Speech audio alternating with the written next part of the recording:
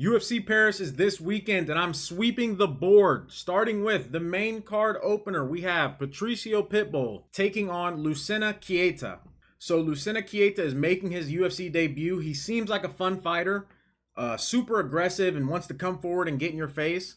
My worry here is that his game is a little too simple. I think to beat a fighter like Patricio Pitbull, you have to be a little more complex and have a little more in-depth of a game. Pitbull has a clear path to victory. He's shown he's legit. He just beat Dan Ige. I think Pitbull's going to take him to the mat and keep it there, or maybe get a sub. Either way, give me Pitbull. Next up, we have Modestas Bukauskas taking on Paul Craig. Paul Craig has been in the UFC for 37 years. When he came into the UFC, it was clear he had the worst striking on the entire roster.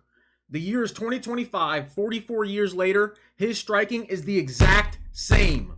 I'm not picking Paul Craig. Give me Bukauskas by first round knockout. By knockout. He may not be first round. I think he's going to finish Paul Craig though.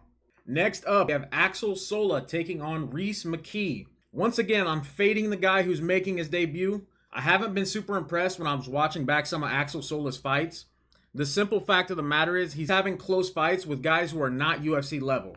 Rhys McKee has shown that he is a level above the bottom feeders, and he can beat guys who aren't ready for the UFC. Rhys McKee is way better outside. If he can keep this fight outside, he's going to pick Axel Sola apart and get a win pretty easily. Give me Rhys McKee. Moving on, we have Balaji Oki taking on Mason Jones. Once again, this is a guy making his UFC debut. This is a very close fight. Balaji is more dangerous and he's a way more explosive fighter. My worry is that Mason Jones is going to be able to take over the fight in the later rounds. So it's a 50-50. I'm leaning Jones, but I could see Balaji Oki getting an early KO here. If he doesn't, I think Jones takes over. Give me Mason Jones. Moving on to the co-main event of the evening, we have Mauricio Huffy taking on Benoit Saint Denis. The way I see it, anybody picking Benoit Saint Denis to win this fight just wants to be different. And I'm not saying he can't win it. There's a clear path to victory. But if you watch these two fighters and you tell me you think Benoit Saint Denis is better than Mauricio Huffy, you're out of your mind. Mauricio Huffy is going to grab his consciousness and remove it from his body. I hope that's clear. Give me Mauricio Huffy. Last but not least, we have the main event. Nassourdine Imavov taking on Caio Borralho.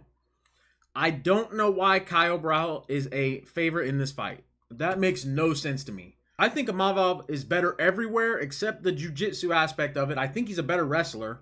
I don't think Caio's going to be able to take Imavov down. Imavov wins. He might make it look pretty easy. Give me Imavov.